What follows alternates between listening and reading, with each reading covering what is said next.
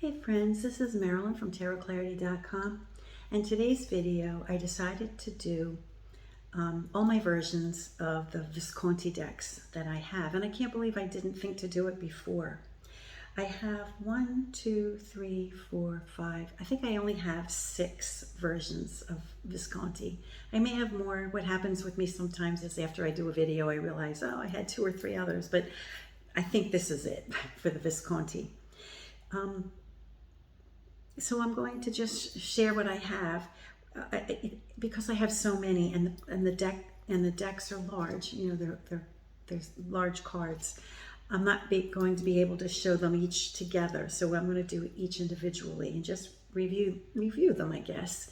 And if you wanted to get a version of a Visconti deck, maybe this video will help you decide which one. Let me flip the camera. The first one I'm showing is the Cary, Yale, Visconti deck put out by US Games Systems, Inc. I have the 2017 version. It's also known as the Visconti Modrone. I have to keep my little cheat sheets because I get confused.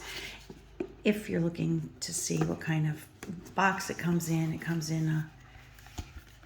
a flip open kind of box. Cardboard. It's a nice box. Now the thing about this deck that you need to know about, and here is the booklet it comes with, which gives a lot of information and a photograph of each of the cards, because some of the cards were replaced with, you know, like the charities or the virtues. So it's a helpful little booklet for the deck.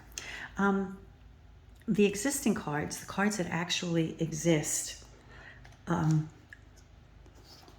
are photographed in the condition they're in. So there was no effort to spruce any of them up. The only ones that are really spruced up and easy to see are the ones that were recreated for the deck.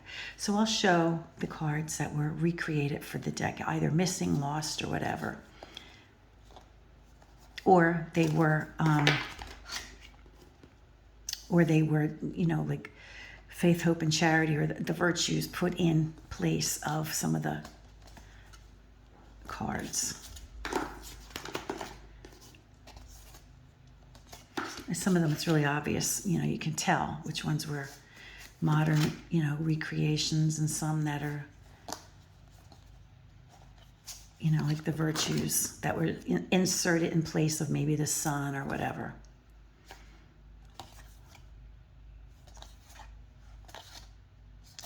Now, as far as the truly existing cards from the Triumph order, we have the Empress, the Emperor, we have the Lover, or the Lovers, the Lover's card, the Chariot, and we see there's a female charioteer, 2 horses,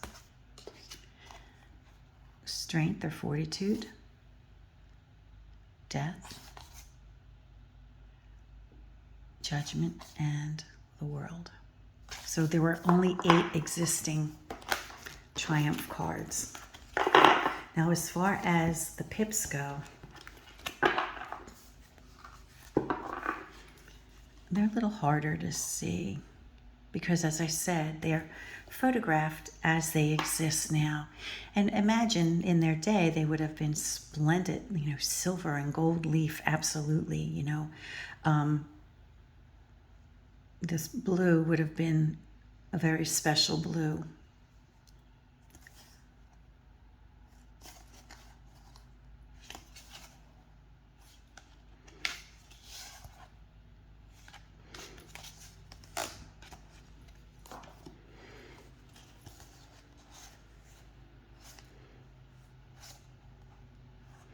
The cardstock is, it has a waxy feel to it. It's got like I've been handling these cards for a while, trying to get them in some kind of order to show. And my fingers kind of feel like there's a residual waxiness to them. Now with this deck, it probably never was a 78 card deck. It probably had like 84 or 86 cards because each of the courts had a male and female. So we have a male page and probably, here's the female page of the suit. I kind of screwed these up, I guess.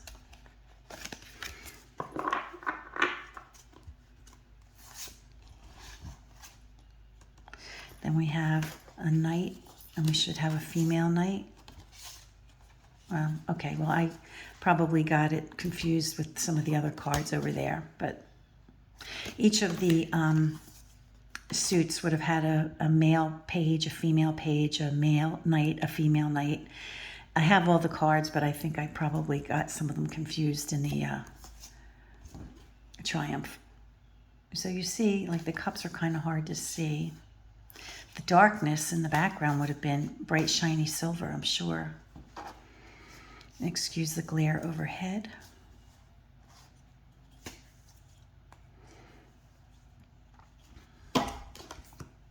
So we have the male page, the female page, the male knight, the female knight, the queen, the king.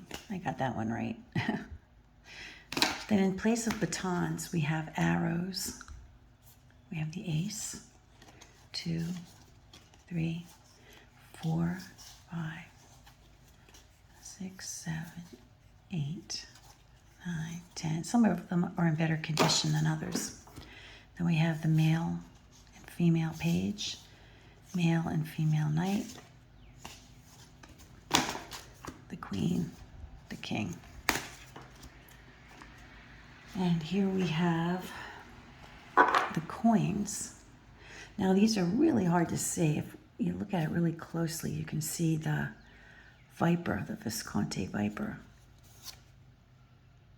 Here, you can see it really well on the 2 of coins. Now, some of you who've been watching me for a long time know that I did videos on coins from the tarot. And if you're interested, do a search on, coins from the tarot or whatever.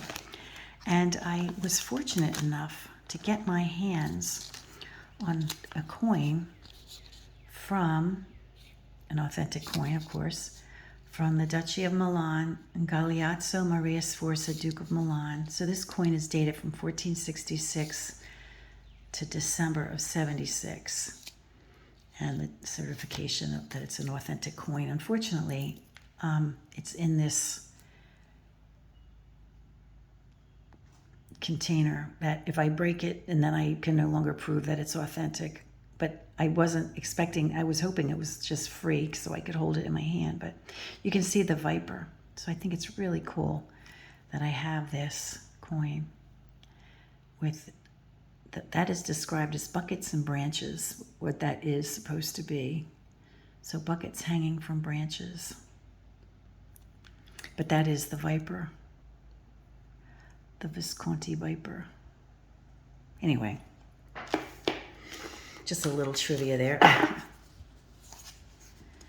But you see that the coins, all the cards really of this deck, the ones that exist are, they're hard to make out.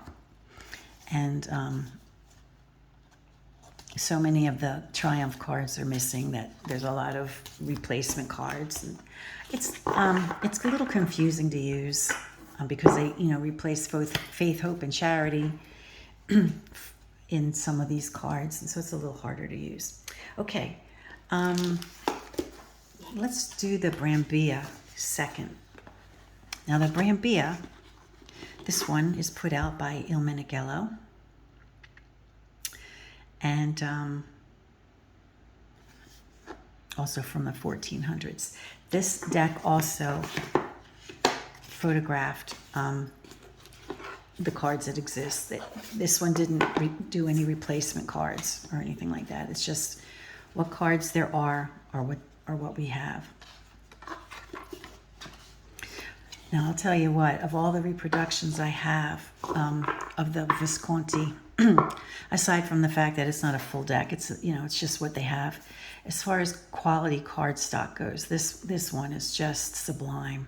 It's just fabulous.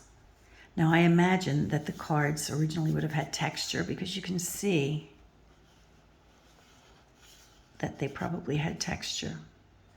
But how this was photographed is just incredible. And I'm guessing that the backs are authentic reproductions. Now, this deck I didn't put in any kind of order, so I apologize. This appears to be a page of cups. But it's gorgeous. Now, there's no sheen on this one. This one is matte finish. But the quality is unreal, exceptional. In fact, of all the decks I own, I think this is the most amazing reproduction. It's just gorgeous. I think you have to see it in person, really. You know, so you can't use this deck unless you're happy to use, you know, a deck that's missing cards, but it's just beautiful.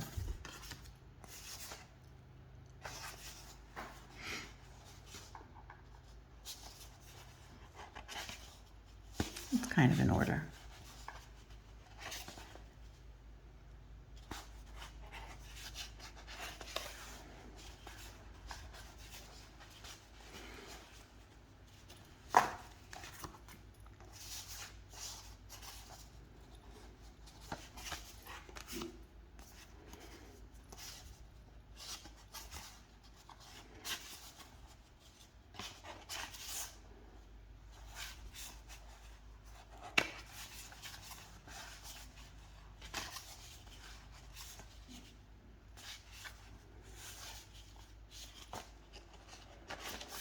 Yeah, you really do have to see this deck in person.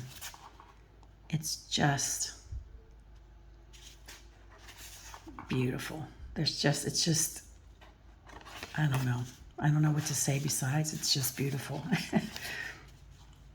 But like I said, it's not a deck you can really read with because there's so many missing cards. Here, I think, are the only existing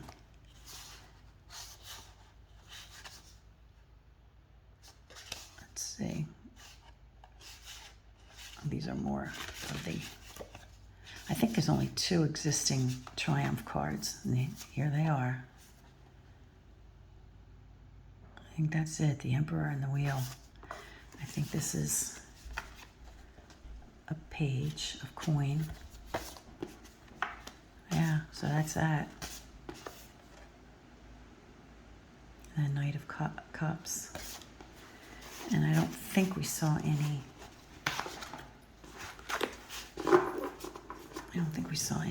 yeah, we didn't see any other Triumph cards, so that's that. But really an exceptional deck, very, very beautiful, well done.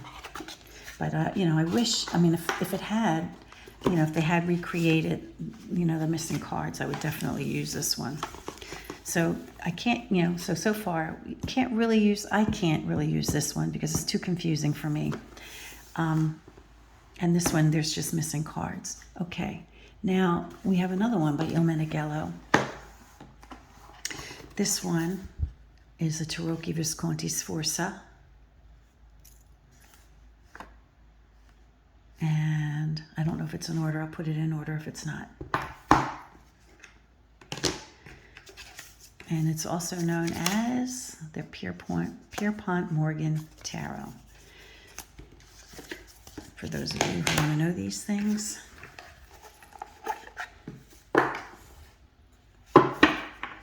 Now you'll notice that all the cards are large. Okay, I got to put these in order.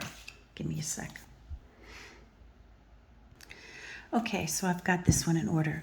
Now, I do believe that Il Meneghello, you know, recreated the missing cards because I believe in the you know, what remain of the Visconti decks. I think there are 15 that exist partially.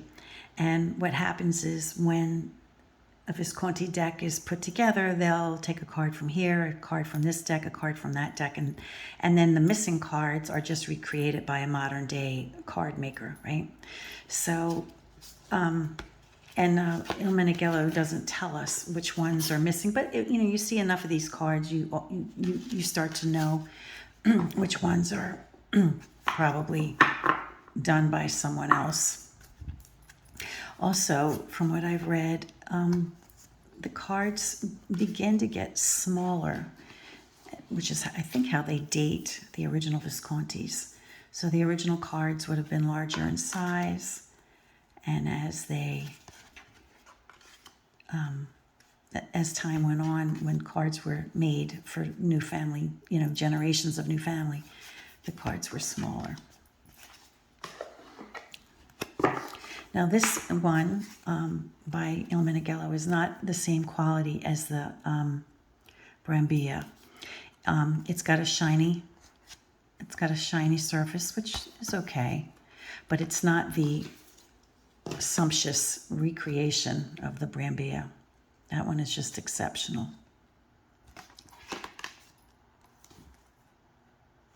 I am sorry about the glare. I'm going to turn off the overhead light and see if that helps. Unlike my previous tarot parlor, which had southern exposure, this room has northern exposure, so I don't get as much sunlight in here. That's better. You notice the charioteers were women in these early Italian decks.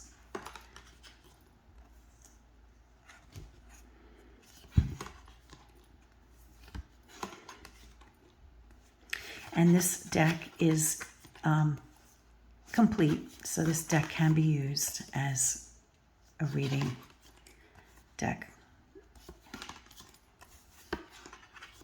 Obviously, a replacement devil and tower, they just don't fit, right? Some of the others are also, but those two are glaringly obvious. And then the world card.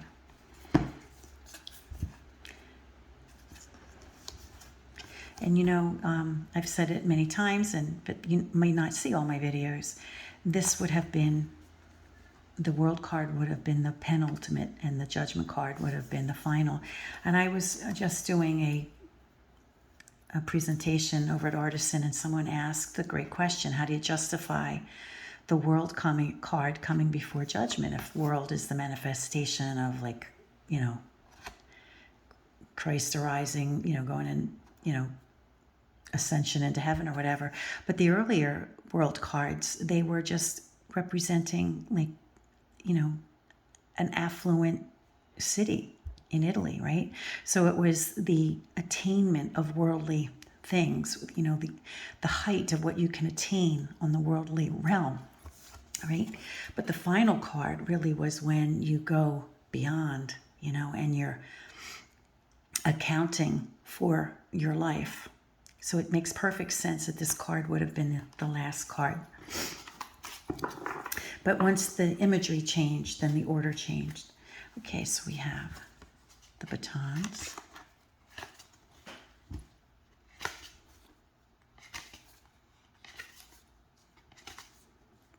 So I think this is the first deck I've shown that we could actually use for interpretation purposes, unless you're happy to interpret with a deck that's, incomplete. But this one does have 78. And whatever was missing, they recreated or they borrowed from other decks.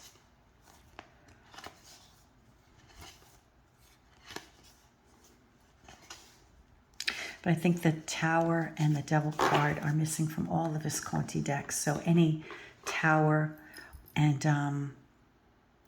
Devil cards you see in a Visconti deck are recreated. Or just created. I mean, we don't know if they are recreated because they may never have existed for these decks. Some people think that they were stolen, the Devil card maybe for ritualistic purposes.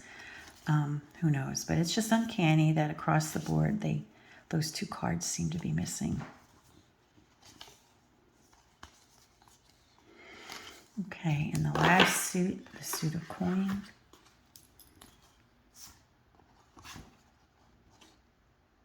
And this is a different coin than what we saw. Oh, you can barely make it out.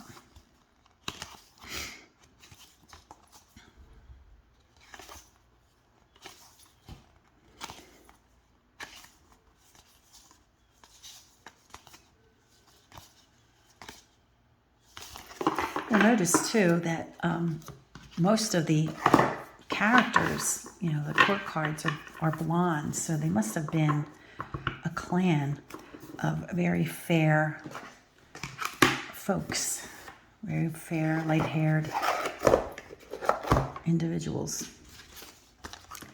Okay, what's next? I think I'm going to show my Visconti Modrone, also known as the Cary, Yale Visconti. Okay, so this one is the same deck as the deck I showed from Cary, Yale up here, where the cards were reproduced in their original condition. And the first one I started with, where I said that the cards, it was kind of hard for me to use that deck because it was very confusing.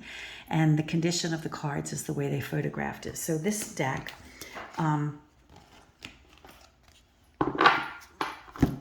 is the same deck. It's just that this deck is functional. There's no confusion. You clearly know what you're looking at here. This one's put out by Scarabeo. I think it might have been a Kickstarter. I don't know if it's available anymore, but you probably could get it from somebody who's selling it. It came with it came with the coin.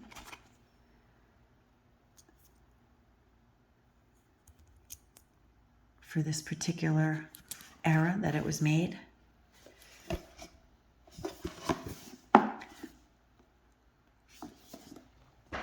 It comes with a hardbound book.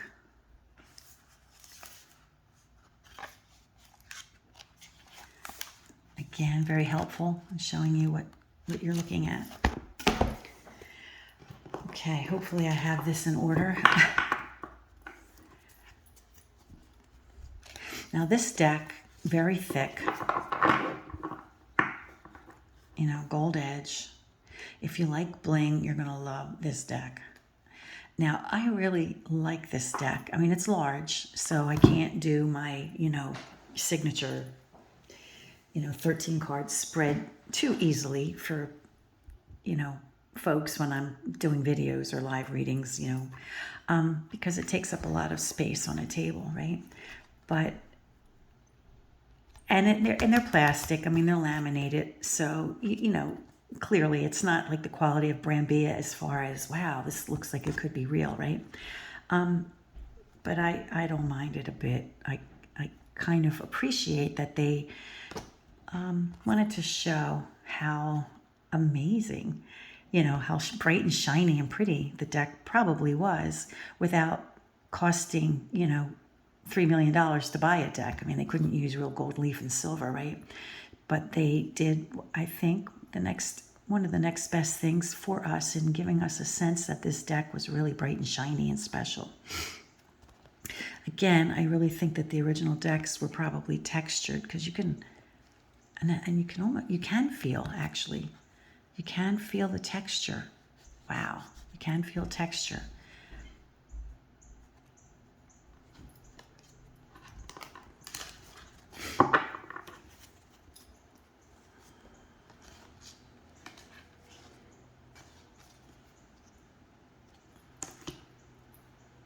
Yeah, these aren't in order, so I apologize. I don't know what that guy's doing there. The Page of Cups, he got in there. Oh, my door keeps opening.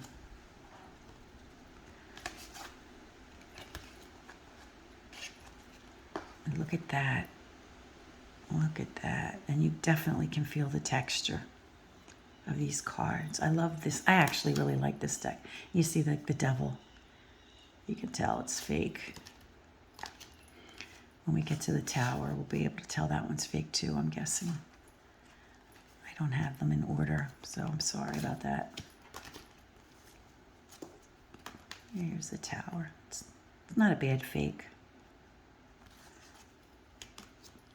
So there's the penultimate card, the world, an affluent or, you know, successful city in Italy, and then we have the angel card, or the last judgment, or the judgment. Okay, yeah, these are definitely not in order, so I apologize, but I mostly just want you to see them. And these are easier to recognize what you're looking at. So now this one is probably a case where they used one of the virtues as one of the missing cards. And here we have the coin that I showed you for the ace and the 2.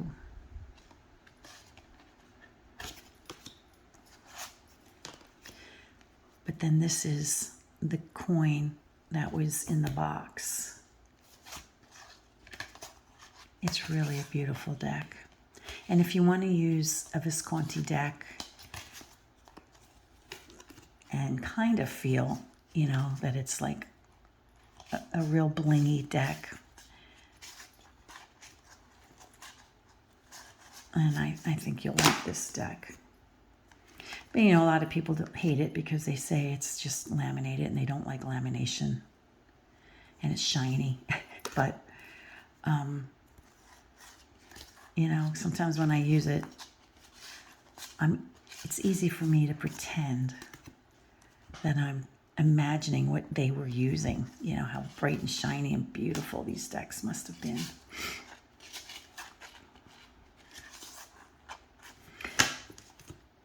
Now these cards are very large.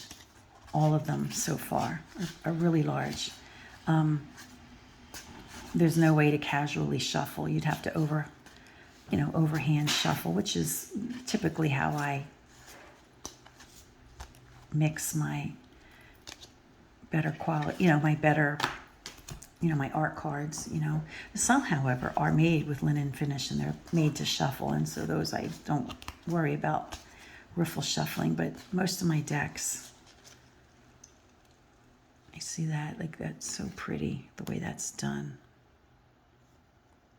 And you totally can feel the pinholes. So I think they got a lot right when they did this deck. But you just have to be able to get past the lamination. Beautiful, really beautiful. Okay, so that was the Visconti Modrone, also known as the Cary Yale, and it is the companion to the one that US Game Systems Inc. did, whereby they only did photographs of the cards in their existing condition, which,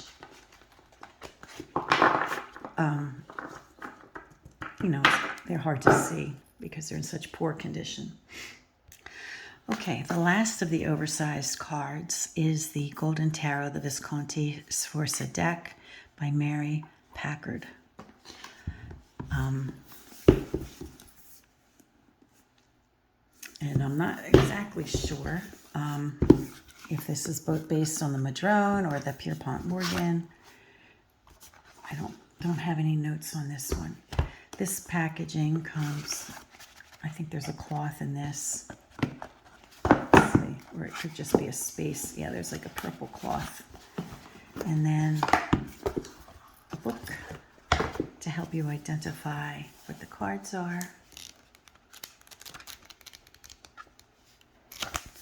And then, of course, the deck.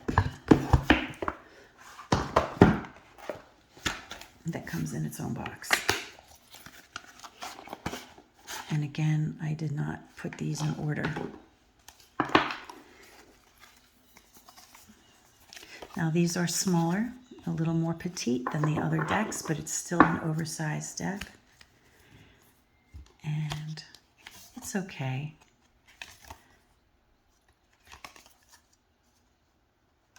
Of all the ones I have, it's all right. It's not exceptional, but you definitely know what you're looking at, and it's aesthetically pleasing.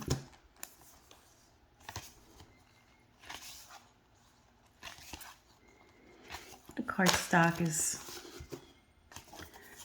it's okay. Nothing to write home about. It's actually kind of pretty, isn't it?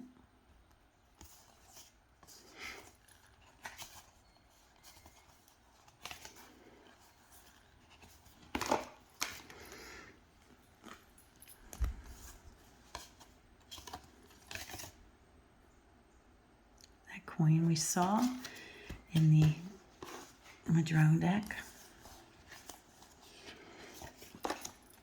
So I'm thinking that this deck is a conglomerate rather of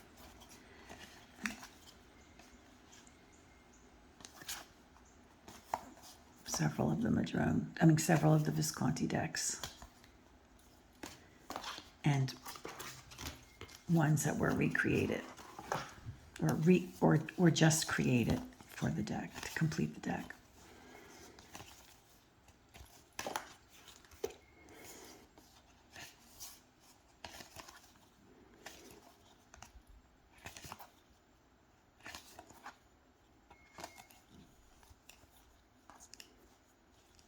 Of course, their cards up on droit, meaning I think it kind of means like their right to govern or their right to have power. I think that's what that means.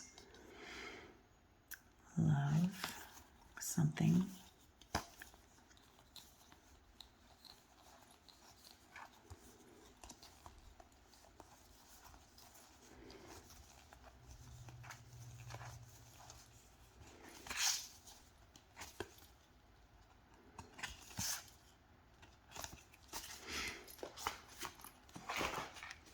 Now, of all the ones that I just showed you, this one is the least that makes you feel like, it's a careful reproduction or an effort made to make it seem authentic. It's more for getting, I think it's more of getting the cards reproduced so that modern day readers can use them. In a more manageable size, although they're still oversized. And, the images are cleaned up, so you definitely know what you're looking at. So I guess in those ways, it's good. Now, back in, the early 90s, there weren't any of these kind of reproduction decks. At least not in the United States. I craved a early, Visconti deck or early Italian deck because I couldn't find them. I just couldn't find them. And I had gone to a place in New York, I think it was the Cloisters Museum in New York, and I saw for the first time some old tarot decks. And that made me on a quest, like I have to find ancient decks. So then the Viscontis, then Lo Scarabeo came out with this deck. I'm not sure of the year, but I think it was like in 91 maybe. Hopefully the packaging will tell us. And they came out with this little deck, and I went bananas over it.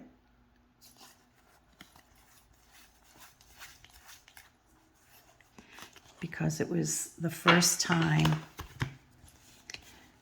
I was able to get my hands on an authentic, a reproduction at least of an older deck. 95, okay, it was a 95.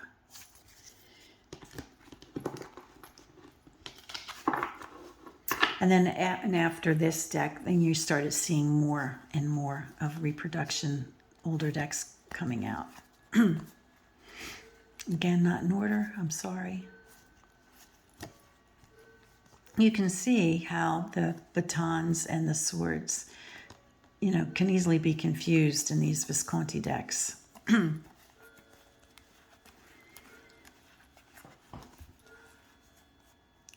But let's see. Now this one, there's a little texture. There is a little bit of texture in the gold and silver details. Let's see about on the coins. Yeah, definitely texture.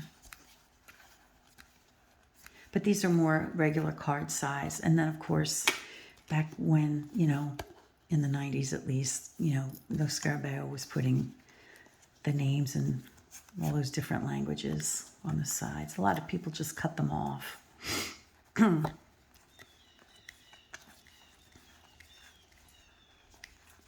But I used this deck for a really long time because it was the only port in the storm, and I really, really wanted an authentic, like, Italian deck, you know. I really wanted a reproduction of an ancient deck. And here are the backs.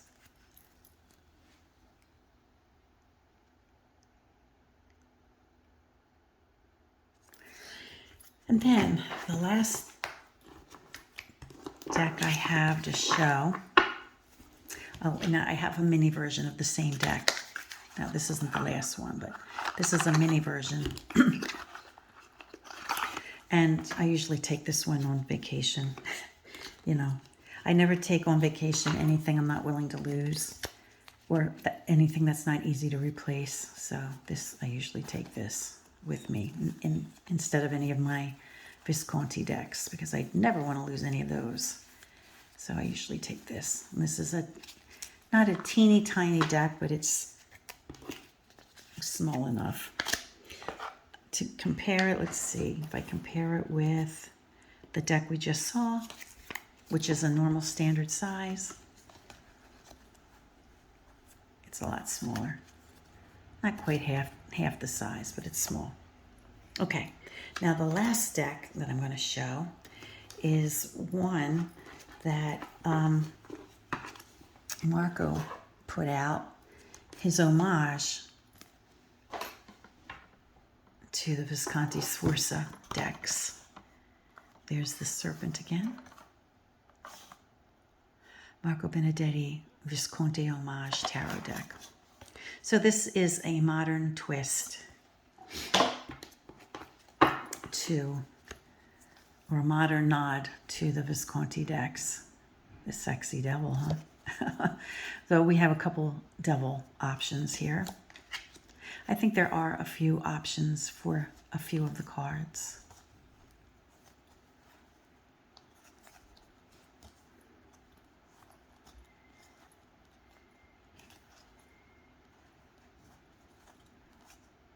Again, I don't have these in order. I kind of got lazy. See, we have 2 for strength or fortitude.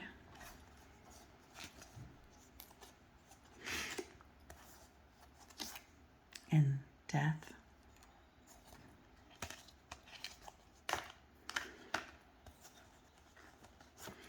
And the tower, more of the house of God, and then what we're used to seeing.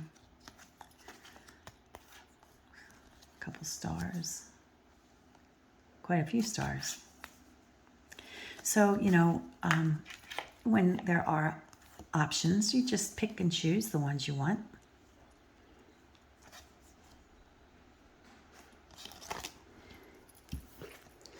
This one being more of a TDM style. So it's nice to have choices, I think, don't you?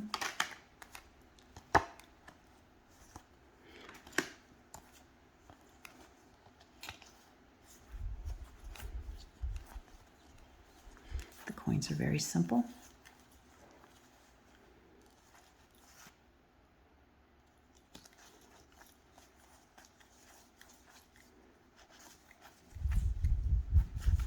I believe that Marco's homage deck can be found on Make Playing Cards. I think that's where I got this.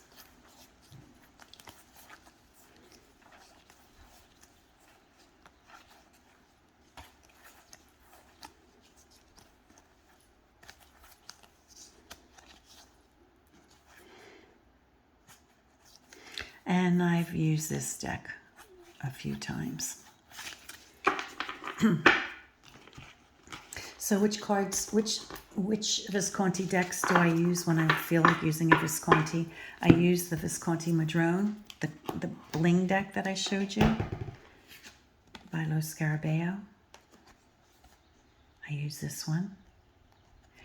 I used this one that I bet is still in publication. I used this one for decades, you know, because it was the only port in the storm, and I really, really, really wanted to use an Italian deck, and that's what I had.